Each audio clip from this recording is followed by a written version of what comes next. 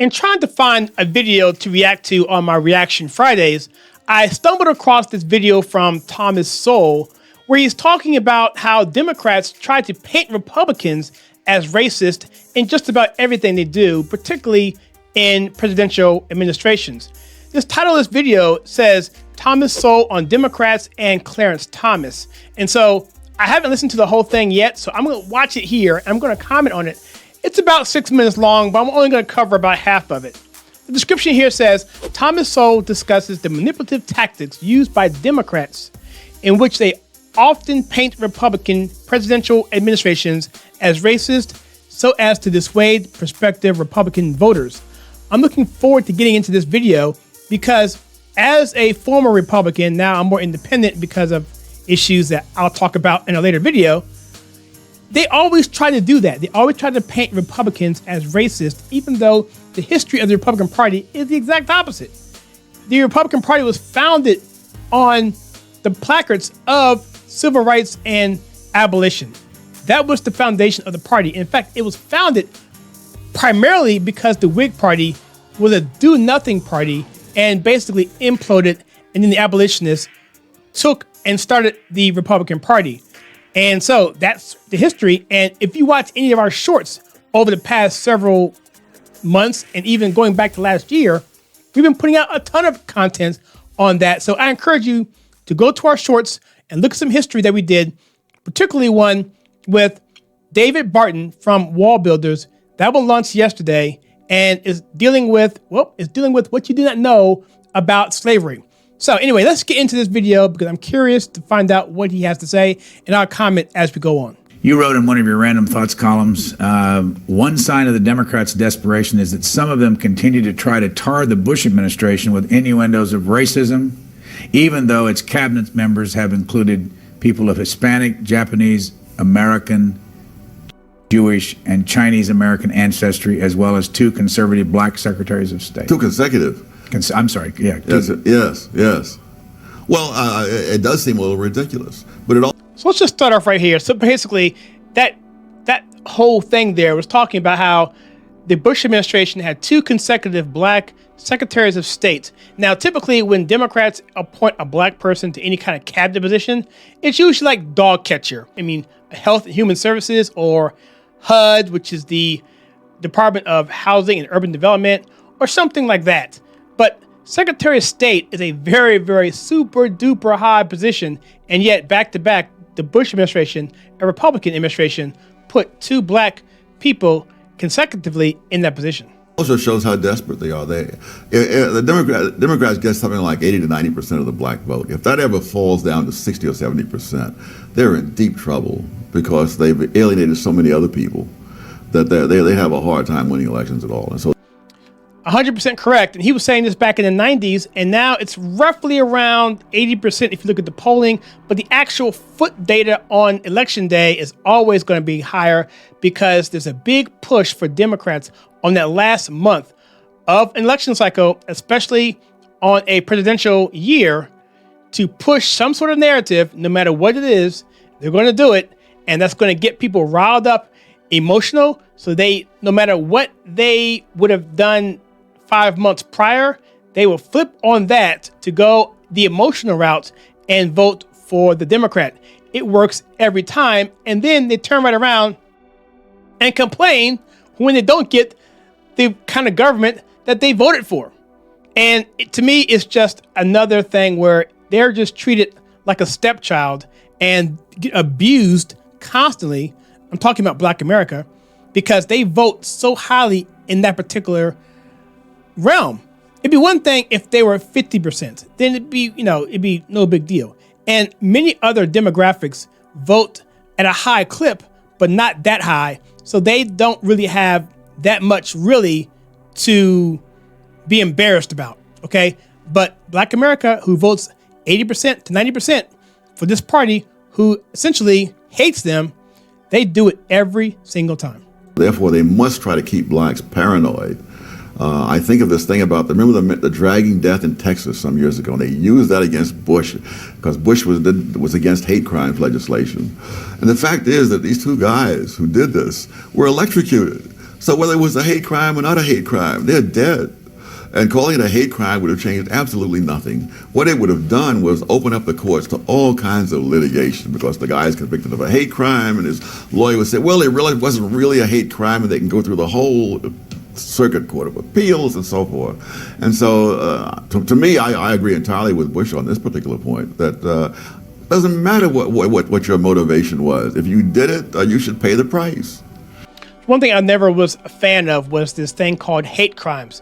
If you are committing an act of violence on someone, that's hate. Doesn't matter what the intent of that person was in their heart. If they commit that crime to a person, regardless of what circumstances were, in terms of any kind of categorization you want to put on that person, it's immaterial. Not to mention, the hate is going to be subjective. Who is the person? Who's the arbitrator? Who is the overall person, the omniscient being who can determine the state of someone's heart and mind at the point of an attack? It's immaterial. It's a political, manipulative ploy. And what he's referring to is, I forget the guy's name. This was in Texas. I think a black man was dragged behind a truck and was killed by some, of course, white people. And that was done in Texas. And they tried to pin that on Bush as if he was responsible. And I didn't realize that he was against hate crime legislation, which I particularly, based on what I just said, am also against hate crime legislation for the very reasons that I just mentioned. And Thomas Sowell here brings it into full focus as to why it's absolutely ridiculous. Punish the crime for the crime, and then we're done. But of course, it's politicized, and that's the whole point of this video. Why do so many blacks follow the Democratic Party then? Inertia. Don't forget the Solid South party that followed the Democratic Party for over a century. So blacks have been into this, 60-some years now. He said inertia. So basically, I guess momentum. He said it's been doing this for 60, 70 years. And we'll do more on this in terms of why blacks vote this way. In fact, we did a video way back called The Parties Didn't Switch. I'll leave a link to that playlist in there. There's a bunch of stuff in there. You can go through those one by one, and we answer those questions in detail. We have to revisit some of that because there is some new information. But here is what he has to say on this, because it sounds like he's going to hit the same points I was trying to hit before. I'm hoping that blacks will wake up faster than the Solid South did. But these things go. The Jewish vote has gone Democratic by overwhelming majority, and it's hard to see why, given the policies and so on. But once this inertia gets going, it'll keep going for a long time. You were a Democrat in 1972, and Yeah. you say you haven't been a member of a party since then. That's right. Why? Why'd you switch to no party? Oh, McGovern. When I saw what happened to the Okay, he said McGovern. He was a Democrat at one point. He switched to independent. I was a Democrat. I went to Republican as I ran campaigns, and I was heavily involved in the Republican Party, whether as an auxiliary party member or actual member within the party itself, holding active roles in the party, to an independent after what they did with Trump. I was done because the GOP right now, they are a weak party, and I can't be part of that. Unfortunately for me, fortunately for them, I'm still going to vote for them, but I'm not going to be supporting them in any kind of meetings, any kind of policy decisions, any of that, because I think it's pointless at this point. But I will support them voting. I will just limit myself to who I vote for within the party. We'll put it that way. Let's jump ahead here. I think he talks about Clarence Thomas somewhere around the 5-minute mark. anyone who was asked my opinion about going to Washington and serving government, I can't think of anyone I said that they should do it. So he's, to give some context here, he's talking about, the interviewer was asking him, hey, have you ever had a regret for not going to D.C. or being in a position in D.C.? And Thomas Sowell said, absolutely not. I want no part to D.C. And so now he's leading into the statement about Clarence Thomas. Some people have credited me with having some influence with Clarence Thomas. I obviously don't, because I told him when he was at the EEOC and he was looking around what he's going to do next, I said, get out of Washington and stay out of Washington. So he wouldn't even be where it is if he listened to me. What are your expectations about the possibility of him being nominated to be Chief Justice? No idea. I mean, I know less about Washington politics than I know about anything else. But I guess maybe a better question is, what would happen if he were nominated, in your opinion? Oh, there would be the usual kind of cheap shot reruns at the confirmation hearings.